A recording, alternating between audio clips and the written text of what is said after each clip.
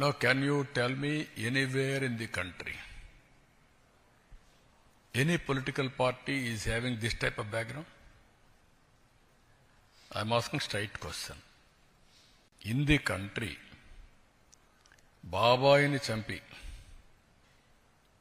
ఆనాటి ముఖ్యమంత్రి నేనే నా చేతిలో కత్తి పెట్టే ధైర్యం వచ్చిందంటే నేరస్తులకి, కెన్ యూ ఇమాజిన్? దాన్ని నమ్మించడానికి సాక్షి పేపరు టీవీ పెట్టుకొని పదే నమ్మించి సానుభూతి సంపాదించడానికి కూడా చూశారు కదా మీరు. Are the fit in politics?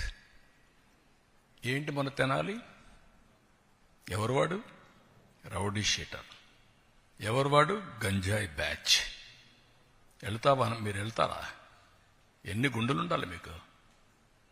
ప్రజలు మీకు సపోర్ట్ చేయాలన్నా.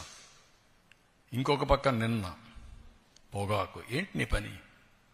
పొగాకుకు నేను చెప్పాను, ఎవరిచ్చారండి? 12,000 రూపాయలు క్వింటాల్కిచ్చి కొనిస్తున్నాను. మా దగ్గర ఎక్స్పర్టైజ్ లేదు, గోడౌన్స్ కూడా లేవు, రైతులు ఇబ్బందుల్లో ఉన్నారు. ఎంతైనా పర్వాలేదు, నష్టం వచ్చినా పర్వాలేదు, కొనాలని కొంటున్నాం. కొంటే మీ బాధ్యత ఏంటి? ఎప్పుడన్నా చేశారా మీరు? బాధ్యత లేకుండా పోయి ఒక 15,000 మందిని ఎసగిపోయి ఇక్కడ ఏం చేశారు?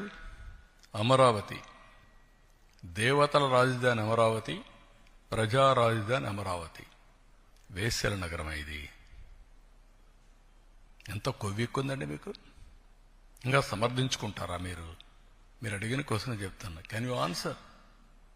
ఇలాంటి వాళ్ళని మీరేం చేస్తున్నారు? మీడియా. మీ ఇంట్లో ఆడబిడ్డలు లేరా? మీకు తల్లి లేదా? కూతుర్లు లేరా? మీ భార్యలు లేరా? What are you talking? మనకు బ్లడ్ బాయిలింగ్ కాలేదా?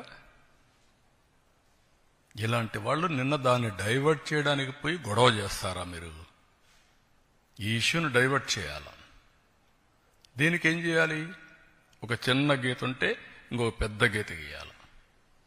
అంటే పోయి 15,000 మందిని పెట్టుకొని రౌడీజం చేస్తారా? అంటే మీ ఉద్దేశం ఏంటి? నేరస్తులు రాజకీయ ముసుగులో చేస్తున్నారు కాబట్టి మాట్లాడితే రాజకీయ నాయకులపైన యాక్షన్ ఎవరి మీద తీసుకోవాలి? రాష్ట్రానికి లా అండ్ ఆర్డర్ ఎవరు క్రియేట్ చేసినా బీ కేర్ఫుల్. హెచ్చరిస్తున్నా. నేనెప్పుడు భయపడలా. తీవ్రవాదులపైన పోరాడినప్పుడు కానీ,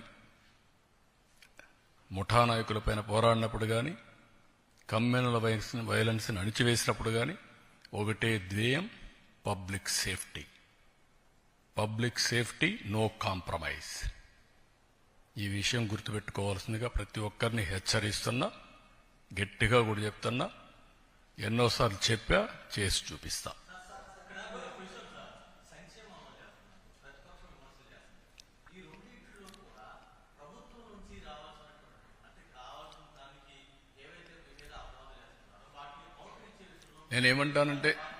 నేనేమంటానంటే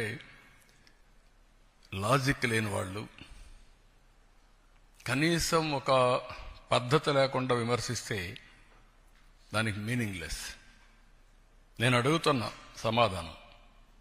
నేను 4 పిల్లలకి ఇస్తున్నాను కదా, మీకంటే 3-4 వేల కోట్లు ఎక్కువ ఇస్తున్నాను కదా, 12,000 కోట్ల రూపాయలు ఎక్కువ ఇచ్చాను కదా. ఒక ఎన్టీఆర్ భరోసాలో అన్నా క్యాంటీన్లు పెట్టాం కదా. 6,500 కోట్లు అదనంగా నేను రైతుకు ఇస్తున్నాను కదా. అదే సమయంలో 90% డ్రిప్ ఇరిగేషన్ ఇచ్చాను కదా. అదే సమయంలో ఎక్కడ ఎంఎస్పి ప్రాబ్లం ఉంటే అక్కడ కొంటున్నాం కదా. కోకో కొన్నాం కదా. మ్యాంగోకు 4 రూపాయలు కేజీకి ఇస్తున్నాం కదా. పొగాకు కొన్నాం. ఇవన్నీ కూడా మీరు గుర్తుపెట్టుకోవాల్సింది. కొంతమందికి విష ప్రచారం చేసి, రౌడీజం చేసి, దౌర్జన్యం చేసి పెత్తనం చేయాలనుకుంటున్నారు. ఆ ఆటలు నా దగ్గర సాగవు. నేను ఐఎమ్ వెరీ క్లియర్. మళ్లీ చెప్తున్నా, మీ ద్వారా ప్రజలకు చెప్తున్నా, ఇంతవరకు నా మంచితనాన్ని చూశారు. తోక తెప్పితే మాత్రం పబ్లిక్ సేఫ్టీ కోసం ఎవరిని ఉపేక్షించను. అందరికీ గుణపాఠం ఉంటుంది.